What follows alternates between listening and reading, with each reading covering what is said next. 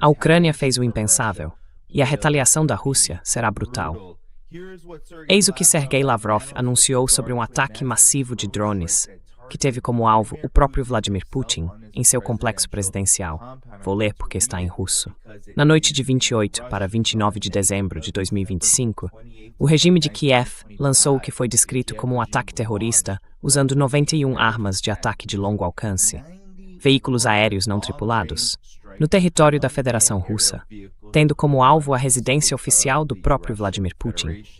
Ele continuou dizendo que isso ocorreu na região de Novgorod, onde essa residência está localizada. Todos os veículos aéreos não tripulados, todos os drones, foram destruídos pelos sistemas de defesa aérea da Federação Russa ou pelas Forças Armadas Russas.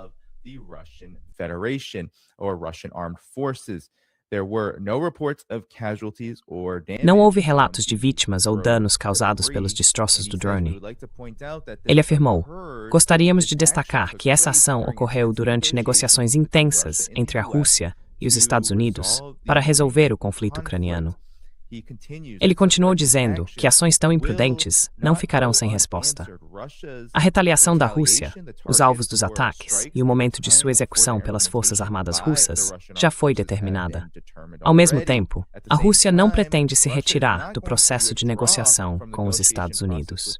No entanto, diante da degeneração final do regime criminoso de Kiev, que passou a adotar uma política de terrorismo de Estado, ele afirmou que a posição de negociação da Rússia será revisada.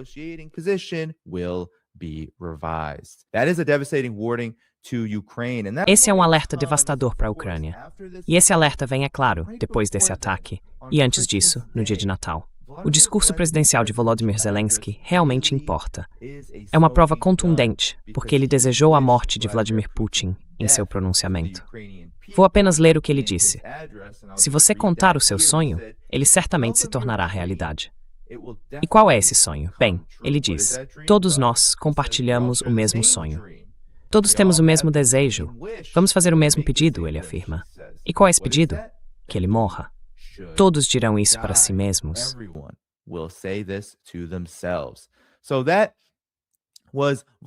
Então esse era o pistola fumegante de Vladimir Zelensky, que ele afirma não ser uma pistola fumegante, já que está negando tudo.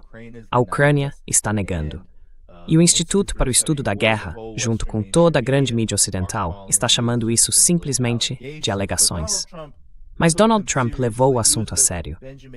Ele estava com Benjamin Netanyahu e, enquanto o elogiava exageradamente, dizendo que se curvaria a Israel em todos os objetivos de política externa dos Estados Unidos, e, claro, de Israel, foi isso que ele disse em resposta à pergunta feita pela imprensa.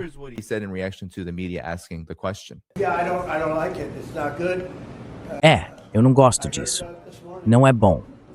Ouvi falar sobre isso hoje de manhã. Sabe quem me contou? O presidente Putin me contou bem cedo. Ele disse que foi atacado. Isso não é bom. Não é bom. Não se esqueça, sabe, dos Tomahawks. Eu parei os Tomahawks. Eu não quis isso, porque estamos falando, sabe, de um período delicado. Este não é o momento certo. Uma coisa é ser ofensivo, porque eles são ofensivos.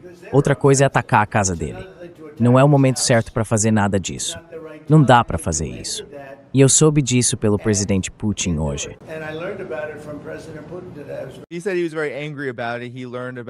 Ele disse que estava muito irritado com isso.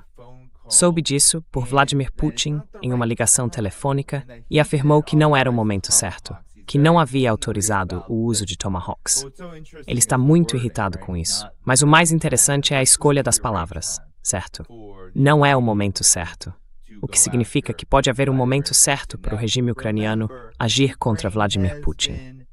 Agora, lembre-se, a Ucrânia vem realizando ataques terroristas dentro da Rússia desde o início deste conflito. Tivemos um incidente com Daria Dugina, filha de Alexander Dugin, o estudioso russo. Alexander Dugin, the scholar, the Russian scholar. We also, of course, have had multiple bloggers. Também tivemos, é claro, vários blogueiros, jornalistas e até generais de alto escalão assassinados ao longo dos anos, inclusive apenas no último mês. Isso aconteceu dentro da Rússia, e foi o regime ucraniano que assumiu a responsabilidade. Às vezes, eles não assumem, como neste caso, mas isso é completamente insano. É uma ação terrível, com grandes e profundas implicações.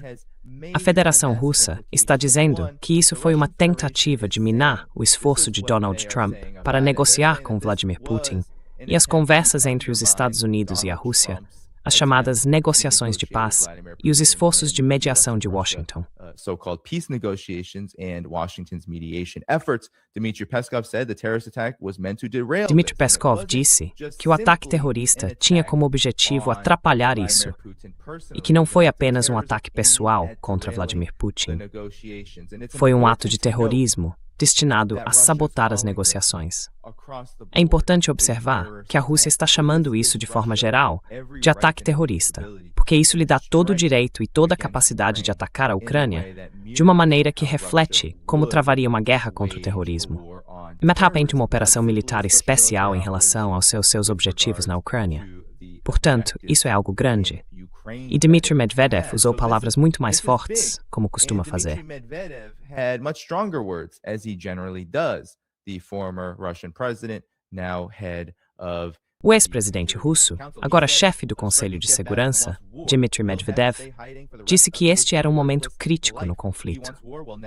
O ataque ocorreu logo após uma ligação telefônica entre Vladimir Putin e Donald Trump, que aconteceu depois de uma reunião entre Volodymyr Zelensky e Donald Trump. Tudo isso aconteceu dentro de uma semana após o ataque. John Mearsheimer e outros vinham alertando que poderia haver um ataque de bandeira falsa destinado a justificar o fim e a destruição das negociações. O problema é que isso, na verdade, coloca um grande alvo sobre a Ucrânia e sinaliza que a Rússia deve intensificar as ações contra o país. Russia should escalate on Ukraine. So rather than getting the US more involved and NATO. Então, em vez de envolver mais os Estados Unidos ou a OTAN, isso serve realmente para provocar a Rússia a uma resposta massiva, que com sorte dará à Ucrânia o que ela quer: mais dinheiro, mais armas e apoio prolongado, especialmente dos Estados Unidos. Mas isso é um grande problema para a Ucrânia, porque o que realmente aconteceu foi abrir a caixa de Pandora de Ereshnik. Agora há grandes rumores, uma ampla circulação de informações, dizendo que a Rússia poderia muito bem usar o Ereshnik contra centros de tomada de decisão na Ucrânia. Inclusive, segundo Alexei Arestovich, que já foi o braço direito do presidente Zelensky. Ele disse isso à mídia ucraniana. Os países ocidentais afirmam o seguinte: de acordo com suas informações, houve um ataque.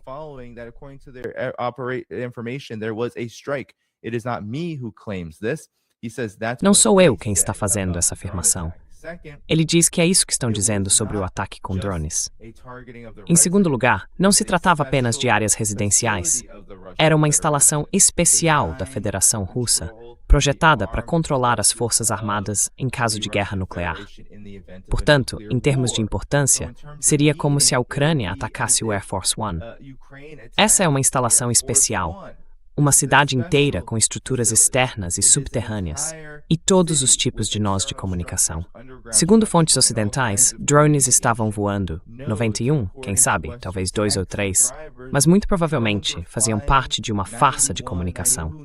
Eles ainda estão esclarecendo essas informações.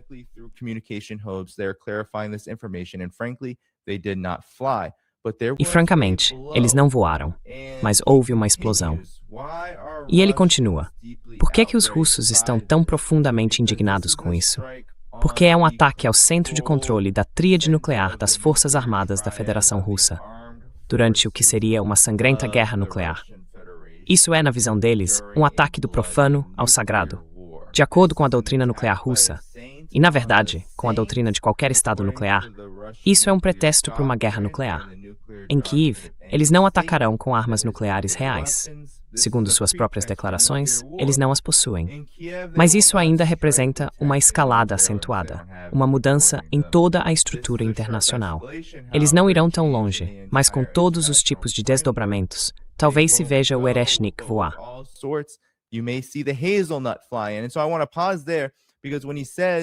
E eu quero fazer uma pausa aqui, porque quando ele diz que a Avelã vai voar, o que ele está mencionando, na verdade, é o Ereshnik, porque em russo, Ereshnik significa avelã, E esse é o nome do míssil. Então, o que Alexei Arestovich está dizendo aqui é que é 100% certo que mísseis balísticos voarão em direção aos centros de tomada de decisão danificados da Ucrânia. E isso é algo que Vladimir Putin tem tentado ativamente evitar. Agora quero mostrar o que o amigo do programa, Larry Johnson, tem a dizer sobre isso, porque ele acredita que Zelensky não seria tão tolo a ponto de realmente autorizar isso durante as conversas com os Estados Unidos. Ele relatou isso à RT.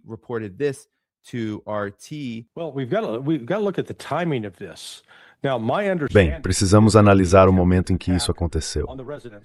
Pelo que entendo, a tentativa de ataque às residências começou por volta das 22 ou 23, horário de Moscou, e continuou até cerca das 2 horas da manhã do dia 29.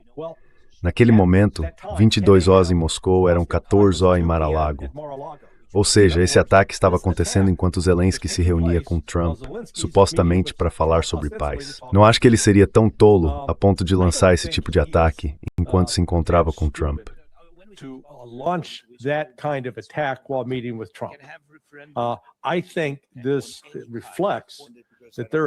Acho que isso reflete que há uma divisão significativa dentro da Ucrânia, que isso foi realizado com a inteligência ucraniana.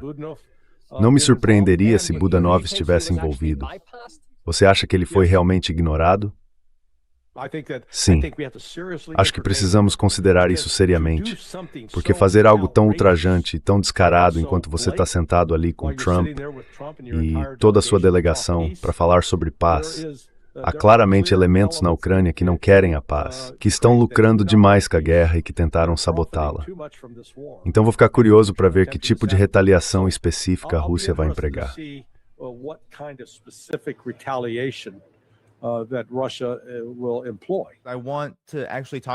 Quero falar especificamente sobre essa retaliação antes de entrar em como a grande mídia ocidental está cobrindo isso em Kiev.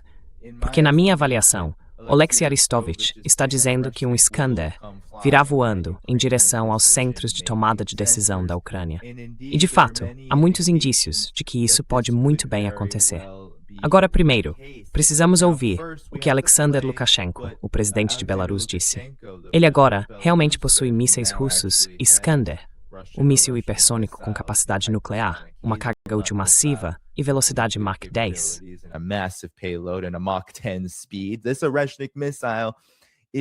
Esse míssil Iskander é tão incrivelmente poderoso que o próprio Vladimir Putin, segundo Alexander Lukashenko, fez grandes esforços para impedir que as forças armadas russas o utilizassem contra centros de tomada de decisão, por medo das consequências que sua carga poderia causar.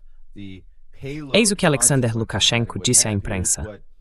Depois que os russos desferiram um golpe com o Iskander, os ucranianos perceberam que estavam em apuros e poderiam até atacar a rua Bankova. Aliás, ele afirma que, segundo uma fonte interna, alguém na Rússia tinha tais planos, mas ele não vai citar nomes. Putin disse que, sob nenhuma circunstância, eles estavam prontos para atacar.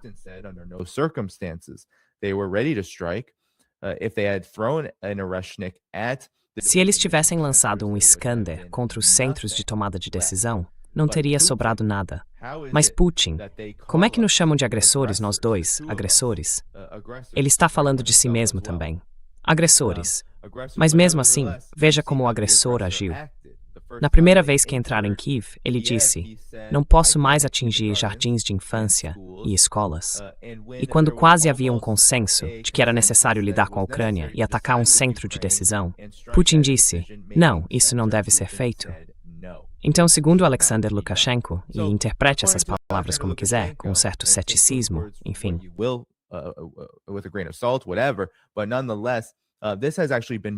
mas ainda assim, isso realmente se confirmou na prática.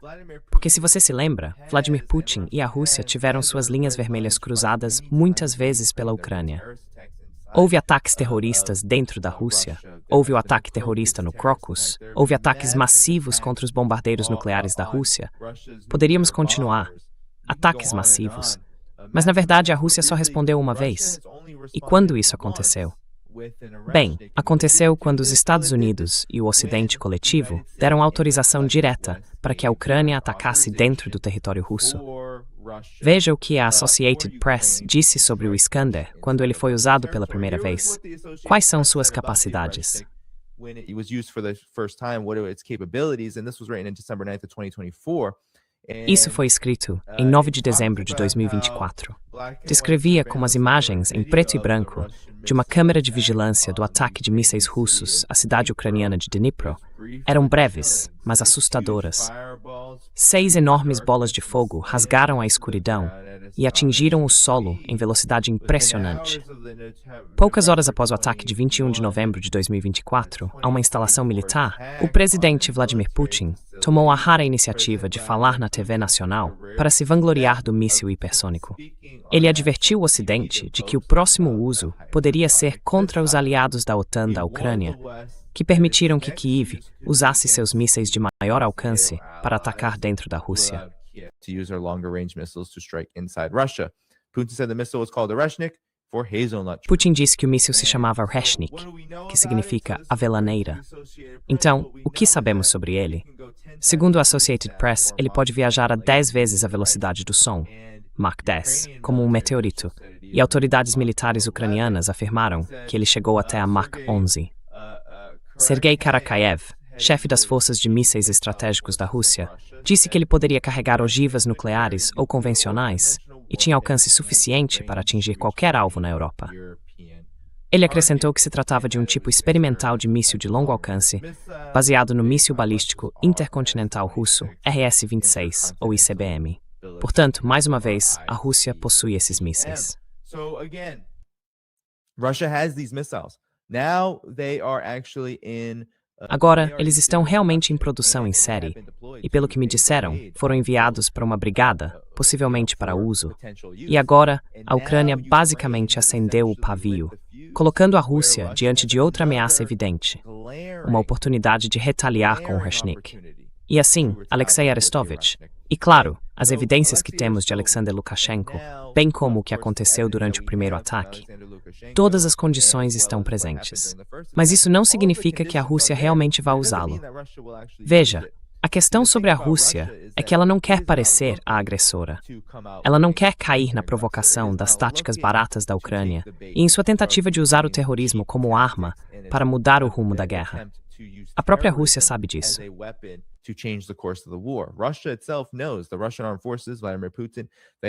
As forças armadas russas, Vladimir Putin, todos eles sabem que isso não vai mudar o rumo de nada.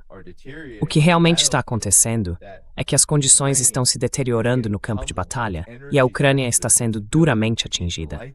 Seu setor de energia, sua capacidade de manter as luzes acesas para as pessoas comuns, está sendo reduzida, porque sua estratégia militar e seu complexo militar industrial estão concentrados em Kyiv.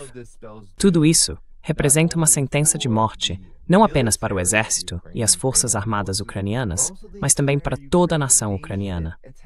E ataques como esse só aceleram esse processo. Portanto, ninguém deve achar que a Rússia está blefando quando Sergei Lavrov diz que haverá ataques e que eles serão duros. A Ucrânia será atingida com força e sua posição de negociação mudou. Mas também, devemos observar que o ataque numa posição desesperada, Kid. We should also note that Russia is not in the desperate position here. It was Ukraine that launched this attack because it's in a desperate. Foi a Ucrânia que lançou esse ataque, porque está em uma posição desesperada, por causa dos Estados Unidos, por causa da OTAN, porque todos eles perderam o conflito. E estão tentando continuar esse conflito sem restrições, sem qualquer interrupção. Veja como o ataque foi coberto pela grande mídia ocidental. Vou citar apenas uma fonte, certo, uma fonte da NBC. A NBC News afirma que o suposto ataque de drones a uma residência de Putin oferece ao Kremlin uma mudança de narrativa oportuna. A Rússia disse que a acusação deve ser vista como um teatro perfeitamente cronometrado, segundo um analista. Não pode haver perdão. É, de fato, insano questionar se esse ataque terrorista realmente aconteceu. Essa foi a mensagem febril de Moscou ao reforçar a acusação de que a Ucrânia teria mirado um palácio presidencial com drones, numa tentativa de interromper as negociações de paz.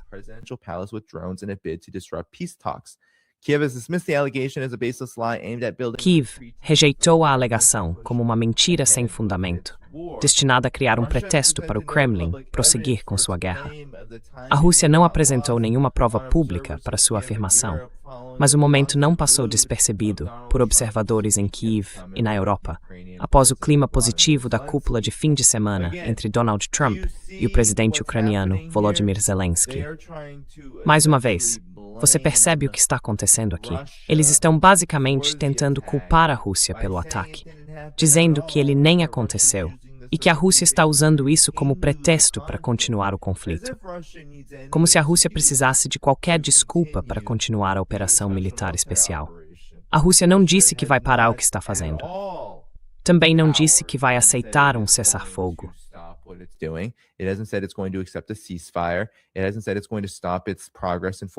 Ele não disse que vai interromper seu avanço e sua força no campo de batalha.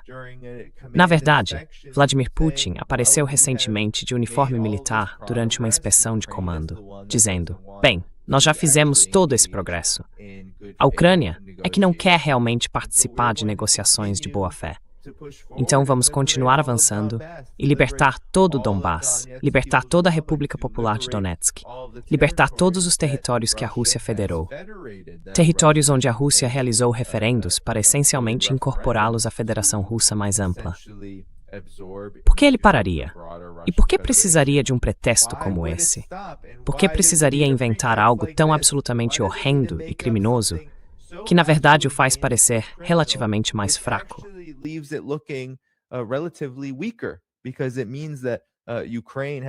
Porque isso significa que a Ucrânia tem capacidade para lançar esse tipo de ataque, mesmo que nenhum dos drones realmente acerte o alvo. O que a Rússia está dizendo? Eu te disse, e li o que Sergei Lavrov afirmou, sobre os 91 drones, e que a posição de negociação mudou.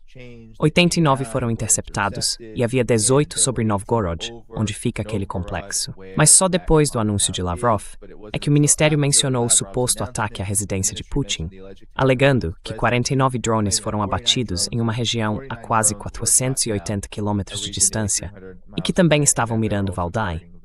Então, o que isso significa para a Ucrânia? Ok, mas antes de chegarmos a isso, a Rússia está sendo muito cautelosa.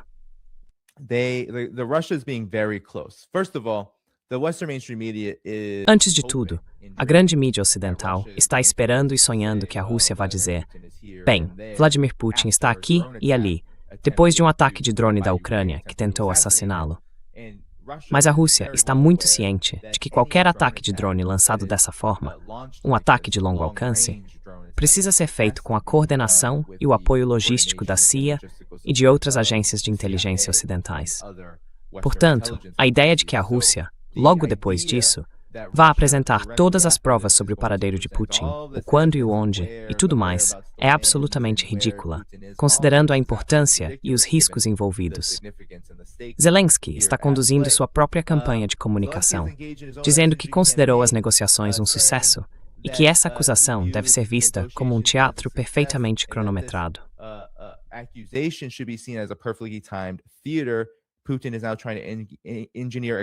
Putin está agora tentando arquitetar uma cobertura suficiente para que o governo Trump lhe permita seguir com suas exigências rígidas, enquanto evita que os Estados Unidos fiquem do lado da Ucrânia. Então, mais uma vez, é tudo Rússia, Rússia, Rússia. A Rússia está manipulando Trump para que ele ceda à Rússia e abandone a Ucrânia. E isso é absolutamente ridículo, porque ignora quem realmente tem a vantagem aqui. Agora, o Kyiv Post tentou fazer uma verificação dos fatos sobre isso, mas é claro que um dos fatos que eles nunca vão incluir é que a Rússia está, na verdade, vencendo o conflito, e que Vladimir Putin não tem absolutamente nenhum motivo para mentir sobre tal ataque, porque não há mais nada de que Putin precise para continuar o que está acontecendo.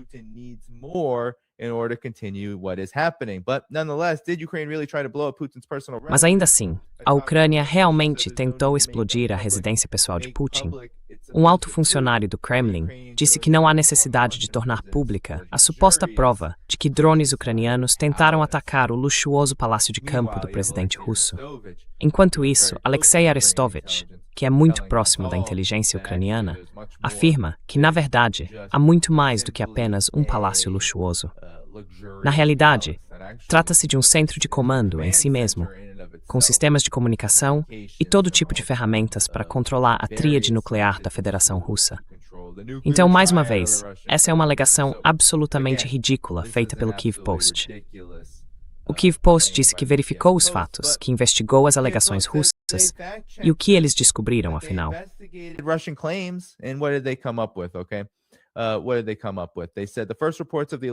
O que eles descobriram?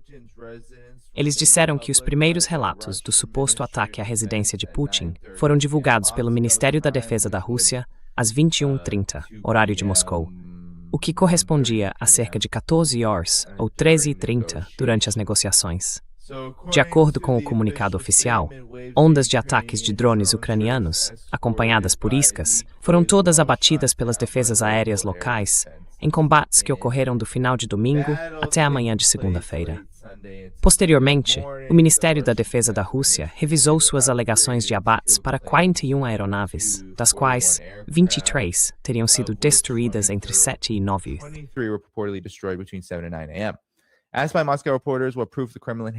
Questionado por repórteres em Moscou sobre que provas o Kremlin tinha de que realmente havia sido atacado, Dmitry Peskov respondeu: "Não acho que seja necessário apresentar provas quando ocorre um ataque tão massivo de drones, que foi neutralizado graças ao trabalho eficiente das defesas aéreas.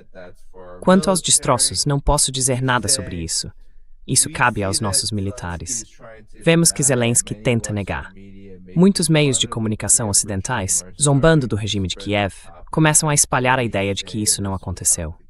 Essas são declarações insanas, o que mostram as evidências. Há meses e anos, ataques de drones ucranianos em território profundo da Federação Russa e violações do espaço aéreo russo por aeronaves têm sido amplamente noticiados. Essas fontes não detectam drones.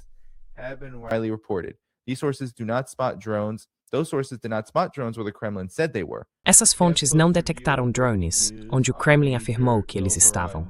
A análise do Kyiv Post sobre as notícias de última hora nas principais plataformas de notícias de Novgorod, em busca de relatos de drones ucranianos e de defesas aéreas locais engajando alvos, não encontrou nenhum relato original de aeronaves se aproximando ou de fogo vindo do solo.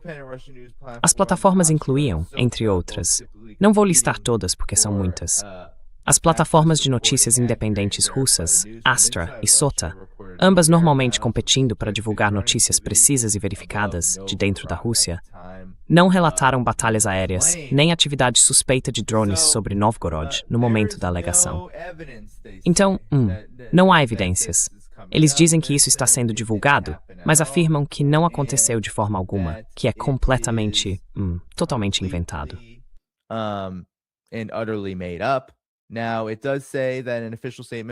Agora, disse que um comunicado oficial das forças de sistemas não tripulados da Ucrânia assumiu a responsabilidade por uma série de ataques considerados altamente bem-sucedidos contra edifícios geolocalizados na vila de Makiivka, ocupada pela Rússia, uma ponte de pelotão militar e equipamentos militares russos próximos a outra vila, não vou dizer qual, e um depósito de material militar perto da cidade de Ostrotsy.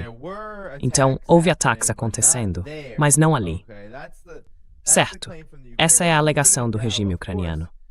Agora, é claro, isso não leva em conta o fato de que pode haver todo o interesse, não apenas da Rússia em manter isso em silêncio, mas também dessas mesmas fontes, muito próximas do regime ucraniano, em não anunciar e não divulgar isso. Porque, veja, Donald Trump não ficou satisfeito com isso.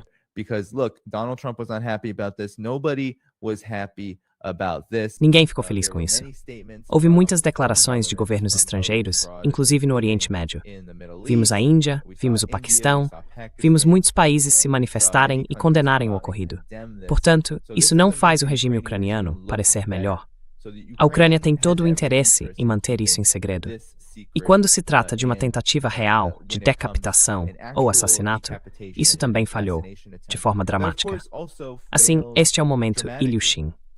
para a Rússia e Vladimir Putin. É um momento em que a Rússia tem todas as cartas na mão e a capacidade de revidar com força. E acredito que eles vão revidar com força. Há todos os motivos para acreditar que um Ilyushin possa ser usado nos próximos dias e semanas, no momento que Sergei Lavrov disse já ter sido determinado.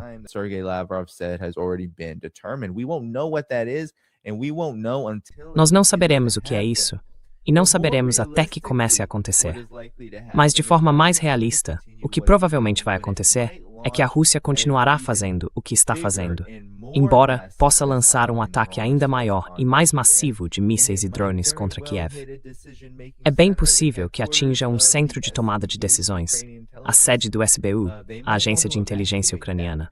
Eles talvez queiram evacuar o local, porque este é um alvo importante. Dado o entendimento da Rússia de que a inteligência ucraniana esteve por trás desse tipo de operação e de todos os ataques e investidas, os assassinatos brutais de generais, os atentados contra jornalistas e tudo mais.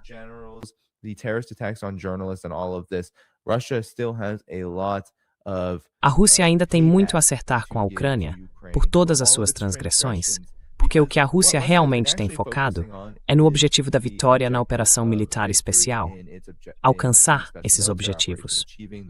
Portanto, faria muito mais sentido não necessariamente lançar um míssil Oreshnik e dar à Ucrânia algum tipo de cobertura política para que os Estados Unidos aumentem o apoio, mas sim continuar fazendo o que já está fazendo, algo que os Estados Unidos demonstraram não conseguir impedir.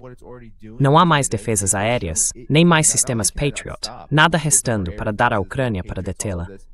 Mas mesmo assim, Donald Trump também tem fechado os olhos para tudo isso. Por quê?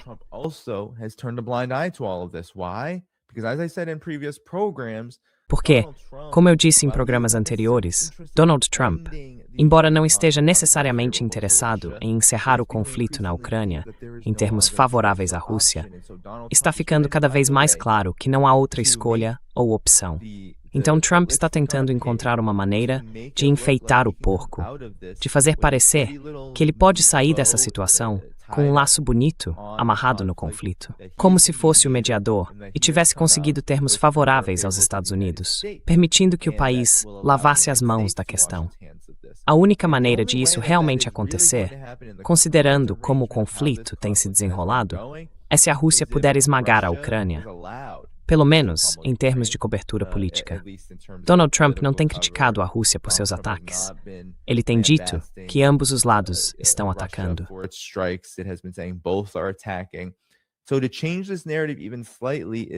Portanto, mudar essa narrativa, mesmo que ligeiramente, serve apenas para ganhar tempo e essencialmente permitir que a Rússia faça o que já pretendia fazer de qualquer maneira.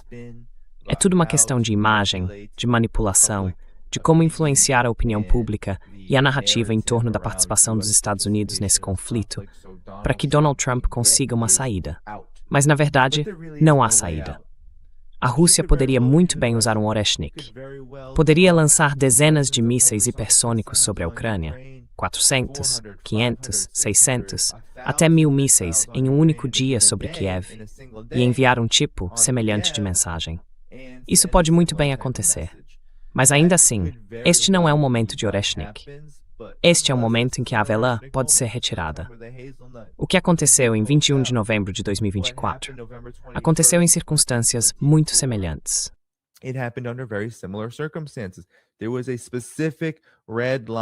Uma linha vermelha específica foi cruzada.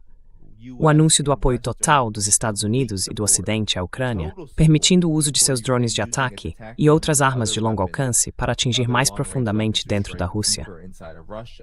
Agora, a Ucrânia realmente tentou o impensável, um ataque de decapitação. Assim, a Rússia, em sua própria avaliação, sente que tem todo o direito de revidar com força.